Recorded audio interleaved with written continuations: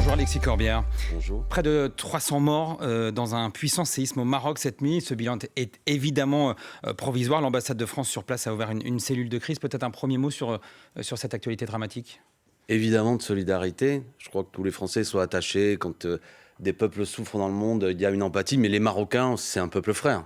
Et je crois qu'on a tous le cœur un peu avec une pensée. Et puis j'espère qu'évidemment, le nombre de morts c'est limité. Et puis si la France peut aider. Je crois qu'en 1960, il y avait un grand tremblement de terre, je me souviens, j'étais pas encore né, mais très important, auquel la France avait apporté une aide très, très, très importante également.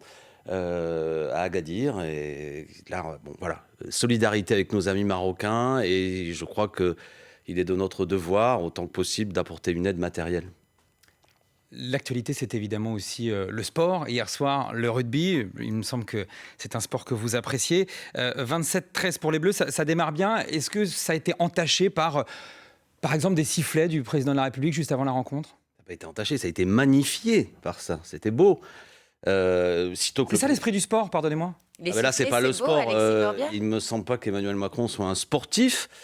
C'est peut-être un boxeur contre le peuple français. Non, mais je veux dire, franchement, pour quelle raison cette prise de parole et cette mise en avant, sitôt que le président de la République se montre face aux Français, il essuie les résultats de ce qu'il a semé. Voilà, c'est tout. Le sport, c'est magnifique. Il a cherché, par ailleurs, une fois de plus, on connaît le personnage, à essayer de capter pour en faire une opération de communication. Il a récolté ce qu'il a semé. Après, la Coupe du Monde, c'est un bel événement.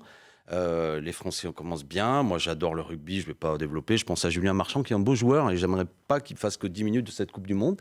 Il est sorti blessé. Et puis tous ces peuples du monde qui se retrouvent, enfin tous, quelques-uns. Je pense, moi, j'ai une pensée pour mes amis chiliens. Ils ont une équipe engagée. C'est l'équipe peut-être la plus modeste, mais c'est ça aussi qui est formidable. Et puis le Chili aussi, c'est un pays qui m'est cher. On est juste à 50 ans du coup d'État d'Allende. Du coup d'État de Pinochet contre Allende, et puis j'organise un événement ce soir à Bagnolet, un concert, venez, parce que ça aussi, toute cette amitié entre les peuples, non mais ça peut être l'occasion de se retrouver. Moi j'ai aimé hier soir ces supporters qui s'embrassent, c'est l'esprit rugby. Alors c'est un peu cliché de dire ça, mais c'est une réalité que les Néo-Zélandais, les Français, les Anglais, etc., sur le terrain jouent et fermement, mais après font la fête ensemble. Ça sert à ça le sport, pas à faire des discours présidentiels pour récupérer la couverture à soi. On a compris ce que vous pensiez. Alexis Corbière, face au règlement de compte ultra-violent qui se multiplie, Gérald Darmanin, dans Le Parisien, annonce la création d'une unité d'investigation nationale pour combattre le trafic de drogue. Trafic de drogue qu'il compare à la bataille de Stalingrad. Ce sont les bons mots et la bonne stratégie pour vous ? Est-il le chef de l'armée rouge ? On va découvrir ça, à moins j'espère qu'il ne se place pas dans l'autre camp. Bon, non, mais moi j'ai l'impression qu'on est... En partie, bon, il y a un sujet. Moi, je suis élu de Seine-Saint-Denis. Il y a un gros sujet. Il faut que la police ait les moyens. Elle ne les a pas toujours. Des capacités de remonter des filières de nature internationale. Donc c'est le but justement de cette... Mais je suis étonné que ce même gouvernement supprime chaque année 350 postes de douaniers, qu'il y a eu plusieurs milliers de postes, et que les douanes aussi, c'est le moyen qui permettent que souvent la drogue, évidemment, qui est produite à l'étranger, rentre moins facilement. Les armes aussi, je sais qu'à Marseille, c'était une préoccupation. Et je trouve que de la part de M. Darmanin, on a bien vu en cette rentrée que toute une série, je ne vais pas les nommer, de personnages du gouvernement qui ont quelques prétentions présidentielles, font beaucoup de communication. Alors lui, il y en a certains... Donc ça, c'est encore de la communication selon vous. C'est-à-dire que j'aimerais, en termes de moyens réels sur le terrain, moi je suis une fois de plus élu de Bagnolet et de Montreuil. À Bagnolet, il y a des endroits qui sont on appelle ça des fours communément, et pour discuter régulièrement avec le commissaire qui travaille là-dessus, ils font du travail sur le terrain, mais il manque de moyens, indiscutablement, de moyens d'investigation. Et puis aussi la lutte contre la drogue. De quelle drogue parle-t-on ? Pour ma part, je pense qu'il faut être ferme et intraitable vis-à-vis de certaines drogues. Je pense qu'on peut entamer par contre des politiques publiques sur la consommation du cannabis, par exemple, et ne pas être dans un tout répressif qui ne marche pas. Légaliser le cannabis ? Oui, légaliser. Ça, Gérald Darmanin l'exclut parce qu'il dit que le marché légal ne remplace jamais le marché illégal. Pour vous, c'est une recette miracle ? Eh bien, il devrait s'inspirer de ce qui se passe dans d'autres pays. On a aujourd'hui un paradoxe en France, on a un nombre très important de consommateurs avec des produits qui sont de très mauvaise qualité. Évidemment, consommer du cannabis n'est pas bon pour la santé en soi, en particulier pour les adolescents ou même avant 23 ans, c'est pas très bon, mais l'alcool non plus. Donc il faut avoir des politiques publiques de prévention, et souvent nos forces de police perdent du temps là-dedans alors qu'elles devraient être en toute entière tendue sur des drogues beaucoup plus dangereuses. Et il y a aussi, je répète, toute cette filière internationale, et je répète que notamment quand un gouvernement dit qu'il va mettre les moyens, mais qu'il accepte que 350 postes de douaniers sont supprimés chaque année, il y a de la communication, mais il y a peu d'actes concrets. Alexis Corbière, l'alimentation, les fournitures scolaires, le carburant, tout augmente pour les Français. Que proposent les Insoumis ? Le blocage des prix des produits de première nécessité, en particulier des produits scolaires. Je crois que les différentes fédérations de parents estiment que c'est une inflation de près de 11% sur les matériels scolaires. Donc il y a des mairies très engagées qui font des choses très bien. Mais le blocage des prix dans certains pays, on a constaté que pour compenser les producteurs, les distributeurs augmentaient le prix d'autres produits dont les prix n'étaient pas bloqués. Par ailleurs, le blocage des prix, ça va bénéficier à tout le monde, même aux plus riches, à ceux qui ont les moyens de supporter l'inflation. Vous avez quelque chose pour combler ça éventuellement. Si vous êtes inquiète de la situation qu'éventuellement les plus riches seraient trop favorisés, c'est l'impôt. Mais que les choses soient claires. Il y a des mesures à un moment donné qui arrivent, qui sont là, qui font que, y compris, je reprends comme une fois les vite ce matin, mais sur le fait qu'on a quand même de la grande distribution dont on a vu les prix monter, puis certaines études nous ont démontré qu'il y avait une boucle inflation et profit, que c'est pas si simple. On a mis sur le dos... C'était plutôt lié d'ailleurs aux producteurs en l'occurrence et aux grandes firmes, notamment américaines et autres étrangères, on peut discuter, qui gonflaient leurs marges. Mais on avait entamé la discussion il y a un an en disant la guerre en Ukraine, etc., qui a des effets, mais qui a bon dos sur beaucoup de sujets. Il y a aussi un effet d'aubaine qui n'est pas acceptable. Vous m'avez évoqué le prix du carburant, par exemple. Il faut faire une ristourne ? Non, alors, le problème moi, ce que je souhaite, c'est qu'à un moment donné, et c'est ce qu'on avait proposé, ce que Jean-Luc Mélenchon avait proposé d'ailleurs à la campagne présidentielle, que continuons à porter, que le gouvernement fixe le prix qui est momentanément bloqué. Parce que vous avez à la fois le prix de la pompe qui augmente, 1,89 pour ce qui est du samplon 95, enfin je veux dire, on est à des prix même plus importants, et vous avez Total qui a fait des surprofits jamais vus. Donc, je veux dire, pourquoi accepter que des groupes fassent des marges de plus en plus importantes ? Je crois que c'est 20 milliards pour ce qui est de l'exercice 2023, une part qui part aux actionnaires, et chacun d'entre nous, le contribuable, lui, il doit payer plus cher. Mais c'est pas non plus à la puissance publique de compenser pour que les groupes privés puissent faire des profits face à cela. Donc là, il y a quelque chose sur lequel la puissance publique, nous l'avons déjà fait, doit dire non, stop, on bloque, on fixe des prix et cela permet à ce que le coût de l'inflation soit moins fort. Alexis Corbière, on vous retrouve dans un instant, juste après le fil info avec Sophie Echen. L'ambassade de France au Maroc a ouvert une cellule de crise ce matin, quelques heures après un séisme de magnitude 6,8 au sud-ouest de Marrakech, ressenti dans plusieurs villes dont Rabat, Agadir, Ouarzazate ou encore Essaouira. Un premier bilan encore très provisoire fait état de près de 300 morts et plus de 150 blessés. Au Japon, c'est une tempête tropicale qui a provoqué des pluies diluviennes dans la région de Tokyo, les plus importantes depuis près de 50 ans. Elles ont entraîné une centaine de glissements de terrain. Dans ce contexte, le président brésilien Lula déclare que le monde est confronté à une urgence climatique sans précédent. Il s'exprimait en ouverture du sommet du G20 qui démarre aujourd'hui en Inde à New Delhi. Les présidents russes et chinois n'y participent pas.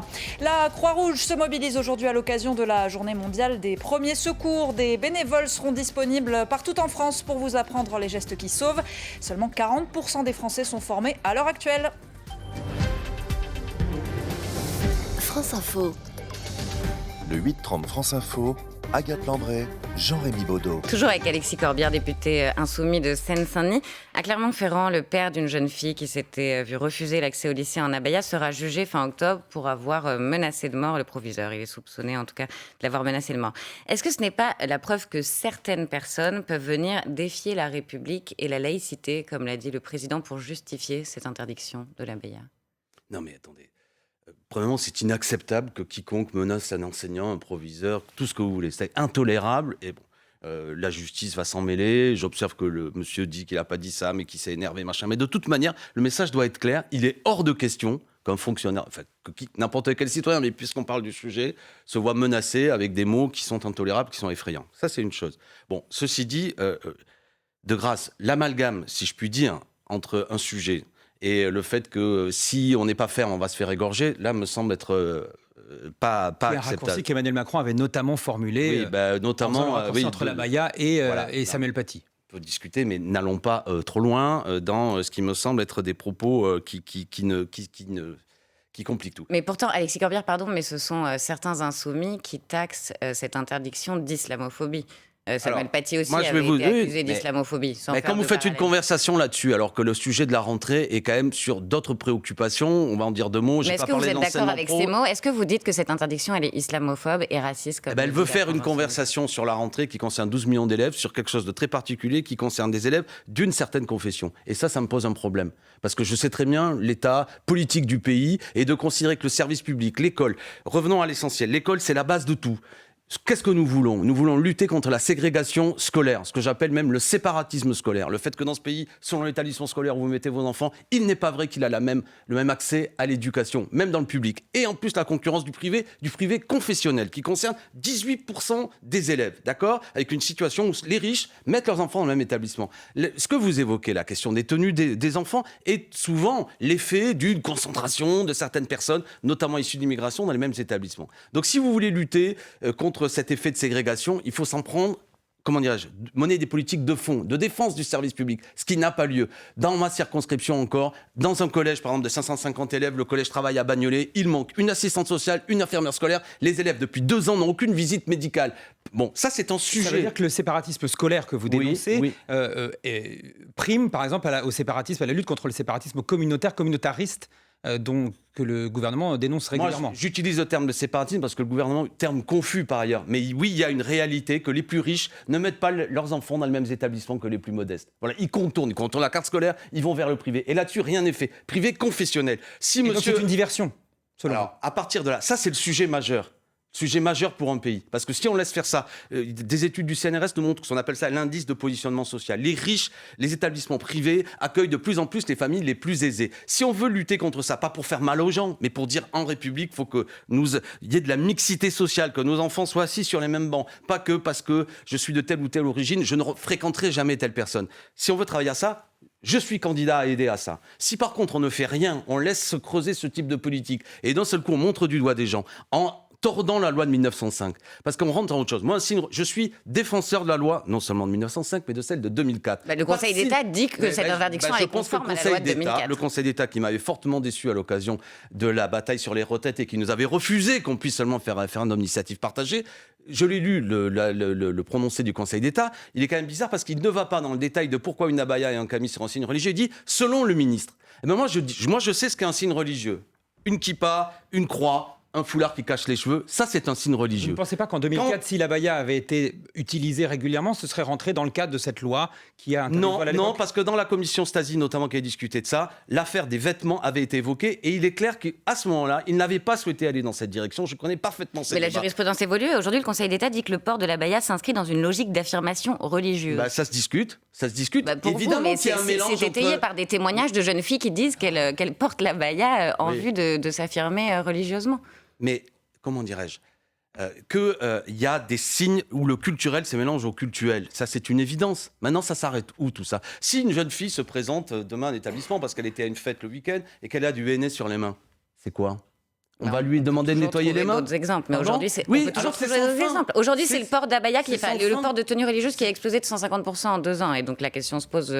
Moi, j'ai le sentiment qu'on ne combat rien. Vous savez, en 1905, le débat avait eu lieu, notamment Aristide Briand disait le prestige de la religion n'est pas dû à l'uniforme. Et on lui reprochait, des gens très très laïcs, qui étaient sans doute à mes yeux très sympathiques, mais il disait vous parlez pas du costume religieux, il voulait interdire la soutane. Et Aristide Briand, le grand défenseur de la laïcité, disait l'habileté conjuguée des tailleurs et des prêtres aura tôt fait, si vous supprimez la soutane, de trouver un autre costume. Ce que je veux convaincre, c'est le refus de l'obscurantisme. Je respecte la foi, mais je ne veux pas que des gens apportent des réponses simplistes à des questions complexes. Ce que vous dénoncez, c'est exactement la même chose. C'est-à-dire que les vêtements religieux évoluent, les symboles religieux évoluent aussi par une forme de jurisprudence et par une forme de cache-cache avec la loi. Et si nous voulons lutter contre la religion, il faut amener l'éducation. Moi, je ne lutte pas contre la religion. Ma formule est extrêmement maladroite. Je ne cherche pas à lutter contre la religion. La République et la laïcité garantit la liberté de conscience et donc la liberté de croire. Mais s'il y a une forme d'obscurantisme, qu'est-ce que c'est que je ne veux pas ? Moi, je suis enseignant avant d'être député. Je n'accepterai jamais qu'un élève dise au professeur « Je ne vous écoute pas au nom de telle ou telle croyance religieuse ». Ça, impossible. Par contre, à partir du moment où il n'y a pas de signe religieux établi, qu'il y ait ce flou entre le culturel et le cultuel, mais en quoi c'est fondamentalement problématique. Là, je crois qu'on a une conversation qui est engagée par Monsieur le ministre, dans une volonté, je le répète, de faire, selon moi, de ne pas aborder les vrais problèmes. Qu'en cette rentrée, il n'y a pas des professeurs devant tous les élèves. Vous m'avez... il fallait aller vite, mais dans ma circonscription, Monsieur le ministre, si vous m'écoutez, 550 gamins, 100 infirmières et 100 médecins scolaires, ça suffit, ils ne font aucune visite médicale. Hier encore, j'étais en délégation avec les parents pour avoir une réponse et nous ne l'avons pas obtenue. On ferme des classes. Le ministre se prévaut du fait que ces 24 élèves, notamment en maternelle, ils viennent de fermer une classe chez moi. Il y aura 28 élèves, notamment dans une école, etc., etc. Je peux continuer les sujets. Ça, c'est du lourd, c'est du concret. Vous avez envoyé votre message. Mais par contre, je suis un peu lassé qu'on ait une conversation. Et peut-être allez-vous m'interroger sur autre chose, c'est que, puisqu'on parle du religieux, et c'est vous qui l'avez annoncé, je suis stupéfait de découvrir qu'à l'occasion de la visite du pape, le pape est le bienvenu en France, évidemment, belle personnalité, il vient à Marseille, je découvre que le calendrier parlementaire est modifié en raison de la venue d'une autorité religieuse. Le gouvernement décale légèrement la loi sur la fin de vie pour éviter qu'elle ne survienne à la veille de la visite. Ne pas irriter le pape. Vous écoutez, ceux qui m'écoutent, acceptez-vous l'idée que le calendrier parlementaire est modifié en raison de la venue d'une autorité religieuse en France parce que nous ne voulons pas froisser cette autorité religieuse? Mais ça, c'est contraire à la laïcité. La laïcité, c'est la séparation de l'Église et de l'État. Mais la baya, non. D'accord. On a bien retenu votre message. On a compris la votre baya, message. c'est une torsion de l'utilisation de la laïcité. Vous m'avez compris, que les choses soient claires. Pas de signe religieux à l'école.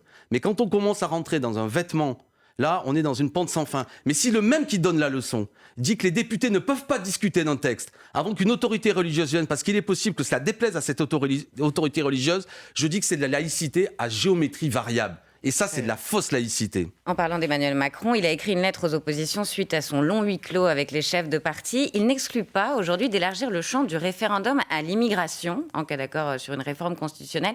Est-ce que c'est une ligne rouge, ça, pour vous ? Merci d'aborder la discussion comme ça, parce que bon, c'est une lettre assez fourre-tout et assez vague. Mais par contre, sur l'histoire du référendum, c'est-à-dire, je ne veux pas être trop pédant, mais l'article 11 de la Constitution. En fait, c'est la question des pouvoirs du président. Aujourd'hui, en 5e République, celui qui peut convoquer un référendum, c'est le président. Et le paradoxe, c'est que cette réunion qui a eu lieu, que je trouve détestable dans son idée, parce que c'est vraiment les États généraux, le roi qui convoque les gens, c'est vraiment contraire, selon moi, à l'esprit de la République.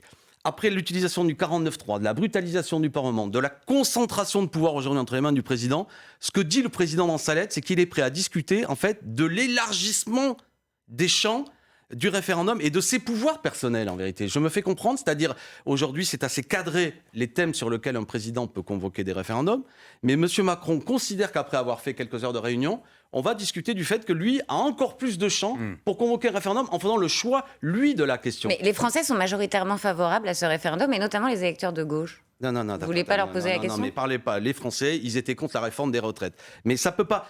Quel est mon problème ? Écoutez-moi, attendez. Notre pays souffre d'un mal qui est un poison politique, le présidentialisme. Et là aussi, pour faire un peu spécieux, ce qu'on appelle en France le bonapartisme. La concentration de pouvoir sur un homme qui a affronté le pays. D'ailleurs, hier soir, il a été sifflé à cause de ça, en imposant une réforme que les Français ne voulaient pas.